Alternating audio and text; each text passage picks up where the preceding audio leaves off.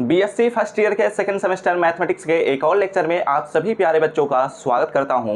मैं हूं आपका भैया ऋषभ सिंह और आप सभी देख रहे हैं आपका अपना यूट्यूब चैनल ऋषियस क्लासेस। और आज के इस वीडियो में हम बात करने वाले हैं जो हमारा पेपर है matrices and differential equations and geometry, उसका जो यूनिट 5 आता है जिसमें हम ज्योमेट्री का पहला चैप्टर लेकर आ चुके हैं। और इसके अंतर्गत हम बात कर रहे थे कि general equation of second degree क्या होता है। इसमें हम आप सभी को ऑलरेडी 3 लेक्चर प्रोवाइड कर चुके हैं और यह चौथा लेक्चर है जिसमें हम कुछ और भी इन चीज़ों के बारे में समझने वाले हैं। जैसा कि आप सभी को मैंने ऑलरेडी बता दिया है कि हमारे पास जो general equation of second degree है वह हमारे पास a pair of straight line को रिप्रेजेंट करता है। और साथ ही साथ हमने यह भी बताया था कि यह सर्कल, पैराबोला, इलिप्स, हाइपरबोला इन सभी चीज़ों को भी रिप्रेजेंट करता है। अलग अलग कंडीशन हम लगाते जाएंगे, अलग अलग चीज़ों को यह रिप्रेजेंट करता जाएगा। ठीक है, तो अब इस लेक्चर में हम बात करेंगे कि यह जो हमारे पास general equation of second degree है यह कैसे कौन से कंडीशन में सर्कल को रिप्रेजेंट करता है, और इसके बेस पर हम कुछ न्यूमेरिकल्स को भी डिस्कस करेंगे। तो चलिए अपने इस लेक्चर की शुरुआत करते हैं। पिछले लेक्चर्स को नहीं देखे हैं तो पूरे प्लेलिस्ट का लिंक आप सभी को डिस्क्रिप्शन में मिल जाएगा। ठीक है, अब यहाँ पर हम शुरुआत करते हैं कि अगर हमारे पास एक general equation of second degree दिया गया है, ठीक है, यहाँ पर मैं लिख लेता हूँ condition for a general equation. ठीक है, condition for a general equation of second degree to be a circle. ठीक है, हमें सर्कल पर ही बात करना है, तो ध्यान से सुनिएगा और समझने का प्रयास करिएगा कि कब और कौन सा ऐसा कंडीशन है जिस कंडीशन में हमारा जो general equation of second degree होता है वह सर्कल को रिप्रेजेंट करने लग जाता है। ठीक है, तो चूंकि हम यह बात जानते हैं, सिंस वी नो दैट, ठीक है, वी नो दैट, हम क्या जानते हैं, द जनरल हम पहले चूंकि एक्चुअली हम क्या करना चाहते हैं ना, पहले आप सभी को हम बताना चाहते हैं कि कंडीशन कौन सा है और उसके बाद इसके न्यूमेरिकल्स को हम डिस्कस करेंगे, इसलिए हम कंडीशन को भी बना रहे हैं। The general equation of second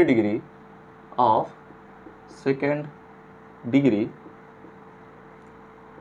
इस, हमारे पास क्या होता है वह इक्वेशन, हमारे पास होता है ax²। आप सभी लोगों को याद होना चाहिए यह, क्योंकि यह बहुत ज़्यादा इंपॉर्टेंट है, तो यह आप सभी को याद होना ही चाहिए इक्वेशन ही, by² plus 2gx plus 2fy and plus c is equal to 0। ठीक है, यह हमारे पास क्या है, एक इक्वेशन नंबर 1 है। ठीक है, अब चूंकि आप चाहें तो यहाँ पर सर्कल का डिफिनीशन भी लिख सकते हैं, या फिर आप ना चाहें तो ऐसे भी लिख सकते हैं। क्या लिख सकते हैं, द इक्वेशन ऑफ सर्कल। ठीक है, हम सर्कल के इक्वेशन पर बात कर रहे हैं, तो इक्वेशन ऑफ सर्कल क्या होता है, हमें पता है कि ये हमारे पास होता है x माइनस अल्फा का whole square plus y minus beta का होल स्क्वायर। ठीक है, चूंकि a और b ऑलरेडी हम यूज कर चुके हैं इसलिए यहाँ पर अल्फा और बीटा का उपयोग कर रहे हैं, इज इक्वल टू r²। ठीक है, अब यहाँ पर आप लोग नॉर्मल तौर पर पढ़ते हैं कि x² plus y² is equal to r²। ठीक है, वैसे आप लोग इस इक्वेशन को भी पढ़े होंगे, तो अगर भूल गए हैं तो मैं बता देता हूं कि जब हमारे पास सेंटर ओरिजिन होता है तो उस सिचुएशन में x² plus y² is equal to something होता है। लेकिन जब हमारे पास सेंटर कोई और पॉइंट हो जाता है तो उस सिचुएशन में x माइनस अल्फा का square plus y minus beta का square is equal to something का स्क्वायर होता है। ओके, इतनी बातें समझ में आई। चलो यहाँ पर मैं मेंशन कर देता हूँ कि वेयर, जहाँ पर हमारे पास अल्फा और जो बीटा है वो क्या है, आर सेंटर। ठीक है, सेंटर ऑफ सर्कल। ओके, ठीक है, कोई प्रॉब्लम तो होगी नहीं। अब देखो हम क्या करते हैं, इसे हम बना लेते हैं इक्वेशन सेकेंड। ठीक है, ये हमारे पास बन गया इक्वेशन फर्स्ट और ये हमारे पास बन गया इक्वेशन सेकेंड। अब देखो हम कह रहे हैं कि ये जो हमारे पास इक्वेशन नंबर 1 है वह किसी खास कंडीशन में इक्वेशन नंबर 2 को सेटिस्फाई करेगा, यानी कि सर्कल को रिप्रेजेंट करेगा। तो वह कौन सा कंडीशन है, आइए चलिए इसके लिए हम बात करते हैं। नाउ अब हम क्या करते हैं, सुनना ध्यान से। यहाँ पर हम क्या करते हैं, चूंकि अगर हम कंडीशन बनाना चाहते हैं तो पहले इसको तो एक्सपेंड कर दें। तो अगर इसको एक्सपेंड करते हैं तो फ्रॉम सेकेंड दूसरे इक्वेशन का अगर हम उपयोग कर रहे हैं तो हमारे पास क्या होगा, यहाँ पर हो जाएगा x² प्लस अल्फा का स्क्वायर माइनस 2x अल्फा हो जाएगा, या फिर अल्फा हमारे पास चूंकि कांस्टेंट होता है इसलिए हम पहले लेते हैं alpha x and plus y² plus beta का स्क्वायर एंड हमारे पास क्या हो जाएगा -2 beta y and R square को भी इधर खींच लेते हैं तो -r² इज इक्वल टू 0 हो गया।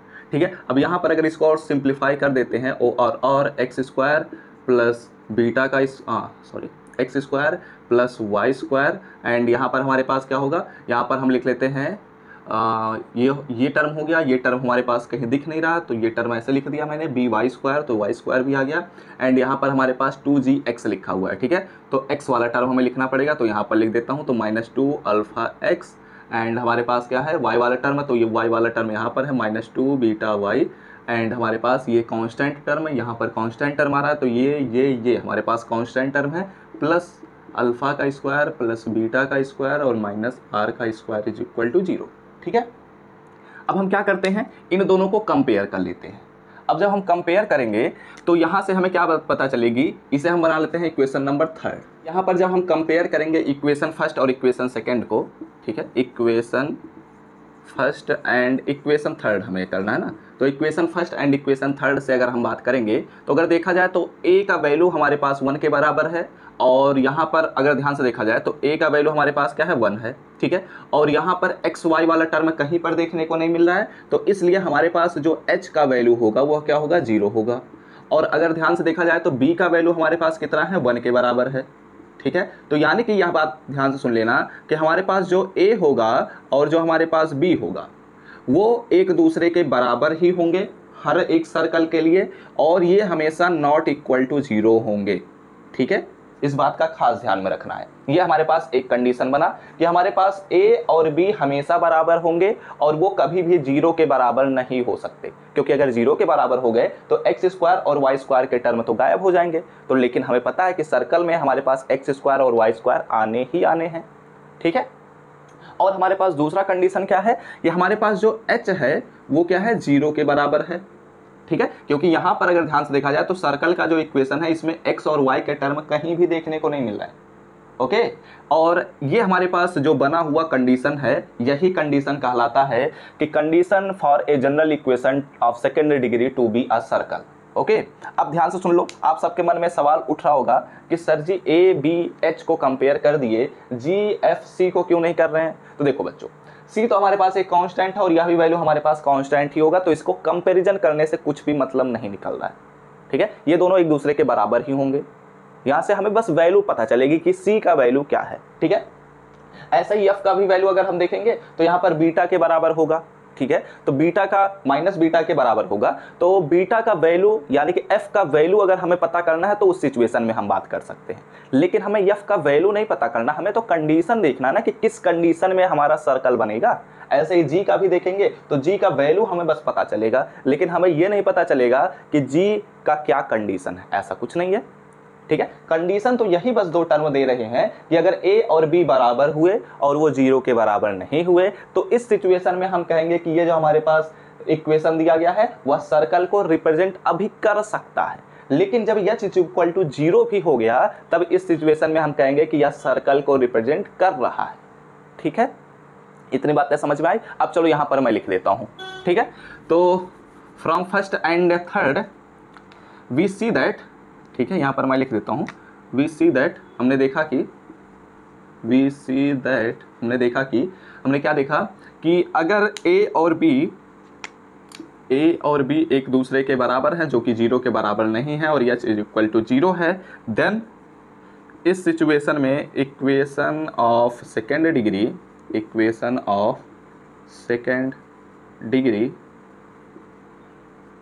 इज रिप्रेजेंट्स, यहाँ पर मैं लिख देता हूँ रिप्रेजेंट्स ए सर्कल, या फिर ए इक्वेशन ऑफ सर्कल भी लिखा जा सकता है। ठीक है, इतनी चीजें आप लोग लिख लीजिए। वैसे आप सभी से ये नहीं पूछा जाएगा कि इसका थियरी दीजिए, आपको इसके बेस पर न्यूमेरिकल्स पूछे जाते हैं। तो चलिए इसके बेस पर हम एक दो न्यूमेरिकल को भी सॉल्व करते हैं। आप लोग क्या करिए, इसका स्क्रीनशॉट ले लीजिए। अब ये रहा आप सभी के सामने एक न्यूमेरिकल प्रॉब्लम जिसमें बोला जा रहा है कि so that the equation this represents a circle, हमें ये प्रूव करना है। ठीक है, तो हम कैसे प्रूव करेंगे, इसके लिए प्रोसेस को बहुत ही अच्छे से समझिएगा, क्योंकि ऐसे क्वेश्चन आप सभी के एग्जाम में काफ़ी ज़्यादा चांसेस होते हैं आने के लिए। ठीक है, अब जो इधर के 2-3 लेक्चर आने वाले हैं इस चैप्टर के अंतर्गत वो काफ़ी ज़्यादा इंपॉर्टेंट हैं। ठीक है, अब ध्यान से सुनिए, इसको हम कैसे सॉल्व करते हैं। तो देखो, सोल्यूशन के लिए काफ़ी सारे बच्चे क्या करेंगे कि सिंपली क्या करेंगे, ए बी एक दूसरे के बराबर दिखाएंगे, नॉट इक्वल टू 0 कर देंगे और एच इज इक्वल टू 0 दिखा देंगे और कहेंगे कि ये सर्कल को रिप्रेजेंट कर रहा है। लेकिन यह गलत प्रोसेस होता है, ठीक है। इस पर आपके नंबर कट जाते हैं। आपको क्या करना है मैं बताता हूँ। गिवन दैट, सबसे पहले क्या दिया गया है उसको लिख लीजिए। Given that the equation of second degree is, ठीक है, हमारे पास क्या दिया गया है, x square plus y square minus 4x minus 6y plus 11 is equal to 0 लिखा गया है, ठीक है। इसे हम क्या करेंगे, इसे इक्वेशन नंबर 1 बनाएंगे। एंड अगला स्टेप हम क्या करेंगे, ध्यान दीजिएगा, कंपेयर विथ, इसको हम क्या करेंगे, कंपेयर करेंगे। कंपेयर विथ, किससे कंपेयर करेंगे, the general equation of second degree क्या है हमारे पास है a x square plus 2hxy plus by square plus 2 हमारे पास क्या होता है 2gx plus 2fy and plus c is equal to क्या होता है 0 होता है, ठीक है। ये हमारे पास कौन सा इक्वेशन है, ये हमारे पास दूसरा इक्वेशन है। अब इन दोनों को हम जब कंपेयर करेंगे देन इस सिचुएशन में हमारे पास क्या बात पता चल रही है कि a का वैल्यू हमारे पास 1 है क्योंकि एक्स स्क्वायर का कॉफिशिएंट 1 है, ठीक है। अगर इन दोनों को देखा जाए तो एक्स वाई का कहीं भी कॉफिशिएंट यहाँ पर नहीं लिखा गया है, यानी कि हमारे पास एच का वैल्यू क्या है 0 है। बी का वैल्यू अगर कंपेयर करेंगे तो वाई स्क्वायर का कॉफिशिएंट हमें देखना है, तो बी का वैल्यू हमारे पास क्या है 1 है, ठीक है। अगर हम देखते हैं तो 2gx, तो 2gx यानी कि x का कॉफिशिएंट हमें देखना है, तो यानी कि 2g इज इक्वल टू हमारे पास मिल रहा है 4। इसका मतलब ये हुआ कि g का वैल्यू हमारे पास कितना है 2 है, ठीक है। अब आपके मन में चल रहा होगा कि सर जी बोले थे कि हमें g से कोई भी मतलब नहीं है, f से कोई भी मतलब नहीं है, c से कोई भी मतलब नहीं है, तो ये क्यों कर रहे हैं, अभी समझाता हूं बच्चों, ठीक है। g इज इक्वल टू 2 हो गया। एंड अगर हम यहाँ पर कंपेयर करते हैं, एक मिनट, यहाँ पर माइनस लगा हुआ था ना, तो यहाँ पर भी माइनस हमारे पास रहेगा, ठीक है, -4 एंड यहाँ पर क्या हो जाएगा -2, ओके। अब यहाँ पर अगर हम बात करते हैं तो 2f इज इक्वल टू हमारे पास है -6, यानी कि f इज इक्वल टू क्या हो जाएगा -3 हो जाएगा। एंड c का वैल्यू अगर हम देखेंगे तो 11 है, ठीक है। नाउ अब यहाँ से एक अलग अप्रोच हमें अप्लाई करना है। क्या करना पड़ेगा, हमें सबसे पहले ये बात दिखानी है कि जो हमारे पास दिया गया general equation of second degree है वो पेयर ऑफ स्ट्रेट लाइन को रिप्रेजेंट नहीं कर रहा है। पहले ये बात हमें प्रूव करनी पड़ेगी। इसको प्रूव करने के लिए क्या करना पड़ेगा, जो हमारे पास डेल्टा है वह नॉट इक्वल टू 0 का केस हमें बनाना पड़ेगा, क्योंकि अगर 0 का केस बन गया तो उस सिचुएशन में तो ये हमारे पास जो इक्वेशन लिखा गया है यह पेयर ऑफ स्ट्रेट लाइन हो जाएगा, और पेयर ऑफ स्ट्रेट लाइन कभी भी सर्कल का फॉर्मेशन तो नहीं करता है, ठीक है। तो चलिए इसको हम पहले प्रूव करते हैं। Now delta is equal to हमारे पास क्या है a b c plus 2f(g(h) minus हमारे पास क्या फार्मूला होता है a f square minus b g square minus c h square, ठीक है। चलिए वैल्यूज को रखते हैं, बात करते हैं। ए का वैल्यू हमारे पास है 1, बी का वैल्यू हमारे पास है 1, सी का वैल्यू हमारे पास कितना है 11 प्लस 2, एफ का वैल्यू हमारे पास कितना है -3, जी का वैल्यू हमारे पास कितना है -2 एंड हमारे पास एच का वैल्यू कितना है, एच का वैल्यू हमारे पास है 0, ठीक है, माइनस ए एफ स्क्वायर, तो ए का वैल्यू है 1, एफ का वैल्यू हमारे पास है -3 का होल स्क्वायर एंड हमारे पास कितना है, यहाँ पर मैं लिख देता हूँ अगले स्टेप पर, हाँ चलो यहाँ पर लिखता हूँ, माइनस बी का वैल्यू हमारे पास कितना है 1 और हमारे पास जी का वैल्यू है -2 का होल स्क्वायर हो जाएगा एंड माइनस सी का वैल्यू हमारे पास है इतना है 11 और एच का वैल्यू हमारे पास है 0, तो 0 का होल स्क्वायर, ठीक है। चलिए सिंप्लीफाई करते हैं। यहाँ पर मल्टीप्लिकेशन करूंगा तो 11 हो जाएगा, यहाँ पर 0 का मल्टीप्लिकेशन करूंगा तो पूरी बातें 0 हो गई। यहाँ पर अगर मैं करूंगा तो माइनस और 1 से मल्टीप्लाई करेंगे -3 का होल स्क्वायर, -3 का होल स्क्वायर यानी कि +9 और -1 से मल्टीप्लाई करेंगे तो -9 हो जाएगा। यहाँ पर देखा जाए तो यहाँ पर -2 का होल स्क्वायर यानी कि +2 हो जाएगा और यहाँ पर -2 हो गया, ठीक है। और ये अगर देखा जाए तो ये हमारे पास क्या है, ये हमारे पास है -11 का होल स्क्वायर, ठीक है। तो इस सिचुएशन में हमारे पास ये तो हो गया 0, ठीक है। तो अब अगर देखा जाए तो 11 - 11 बन रहा है, 11 - 11 हमारे पास 0 मिल रहा है जो कि डेल्टा इज इक्वल टू 0 है, ठीक है। अब हम यह बात जानते हैं कि अगर हमारे पास डेल्टा इज इक्वल टू 0 मिल जाता है तो उस सिचुएशन में जो हमारे पास दिया गया इक्वेशन होगा वह पेयर ऑफ स्ट्रेट लाइन को रिप्रेजेंट करता है। तो जब पेयर ऑफ स्ट्रेट लाइन को यह रिप्रेजेंट करने लग गया यानी कि हमारे पास यह सर्कल को रिप्रेजेंट नहीं कर सकता है, ठीक है।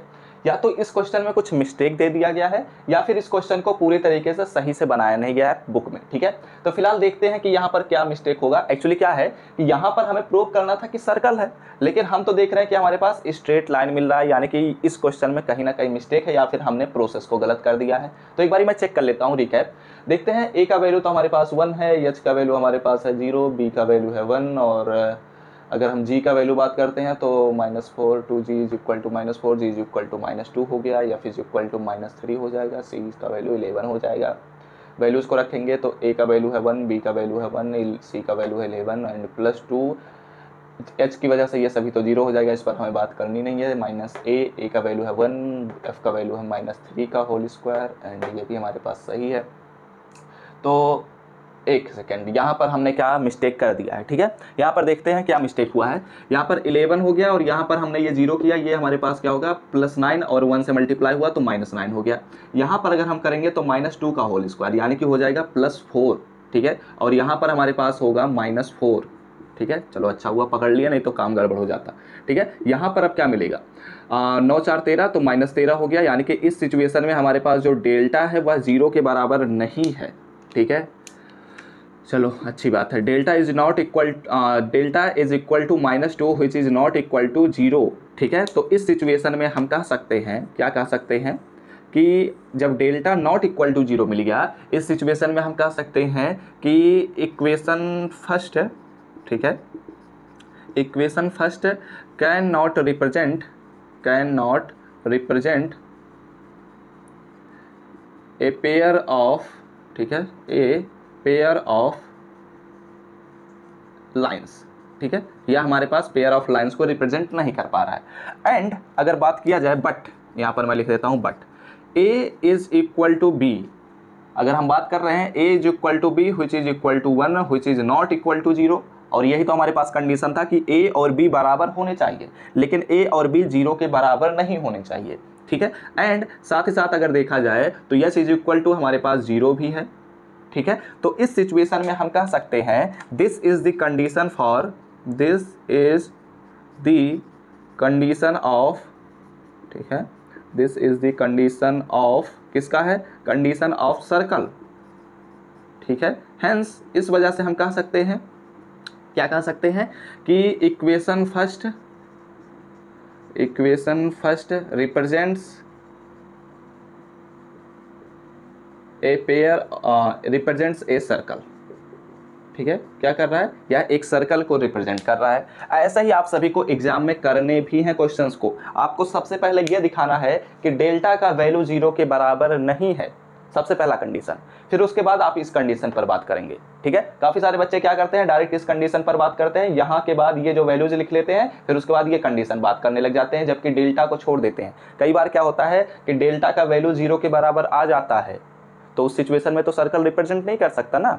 ठीक है, तो अभी आप क्या कर सकते हैं, इसका स्क्रीनशॉट ले लीजिएगा। ये एक हमने क्वेश्चन डिस्कस कर लिया। चलो एक और क्वेश्चन पर हम बात करते हैं। तो चलिए अब एक और क्वेश्चन पर हम बात करते हैं। यहाँ पर भी हमारे पास एक दूसरा इक्वेशन दिया गया है जो कि सेकेंड डिग्री का है। अब इसके हम सोल्यूशन को स्टार्ट करते हैं बिना किसी देरी के। ठीक है, हमारे पास दिया गया है एक हमारे पास इक्वेशन दिया गया है, तो गिवन दैट, ठीक है, मैं लिख देता हूँ जल्दी क्योंकि अब इन चीज़ों पर समय देने की आवश्यकता नहीं है, हम ऑलरेडी एक क्वेश्चन के माध्यम से सीख चुके हैं। तो 3x² + 3y² - 2x + 3y - 5 is equal to 0 हमारे पास दिया गया है, और ये हमारे पास कौन सा इक्वेशन बनेगा, इक्वेशन फर्स्ट बना। एंड अब हम कंपेयर करेंगे, कंपेयर विथ व्हाट, यहाँ पर हमारे पास आएगा ax² + 2hxy, ठीक है, + by² + 2gx प्लस, यही तो है, 2gx + 2fy एंड प्लस हमारे पास c इज इक्वल टू 0 है। ये हमारे पास कौन सा इक्वेशन बना, ये हमारे पास बना इक्वेशन नंबर 2।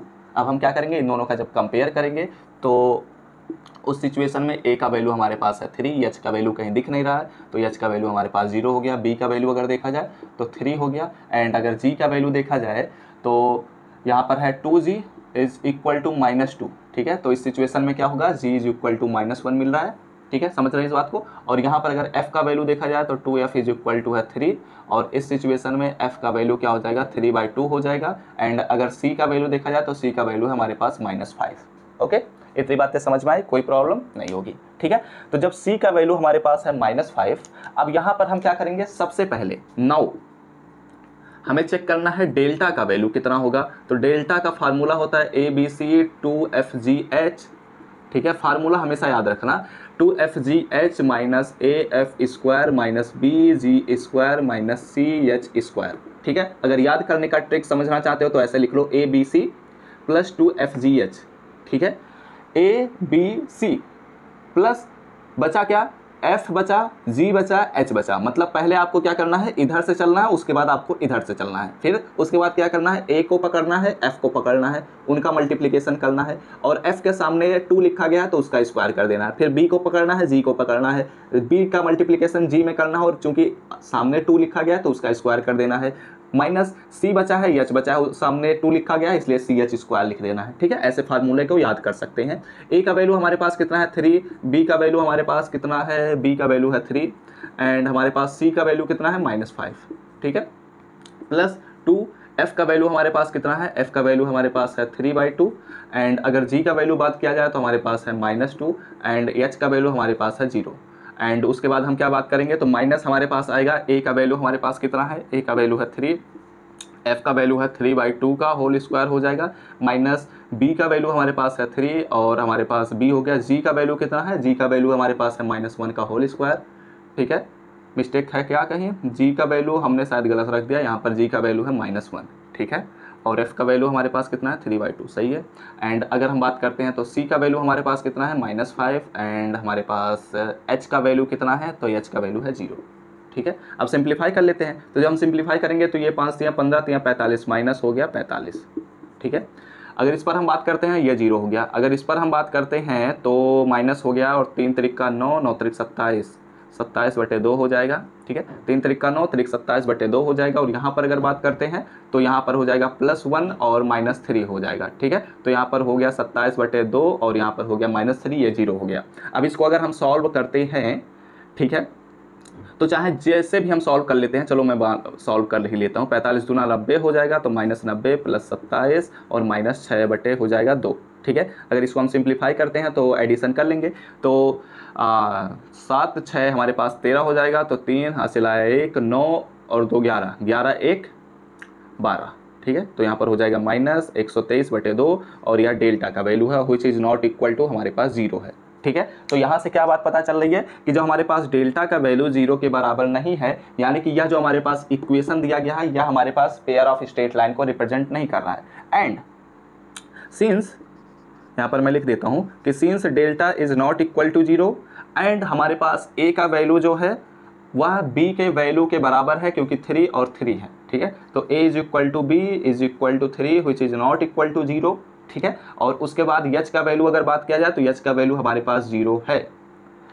तो इस सिचुएशन में ये अगर इतने कंडीशन सेटिस्फाई करता है कोई भी दिया गया इक्वेशन, तो उस सिचुएशन में हम कह सकते हैं इट इक्वेशन फर्स्ट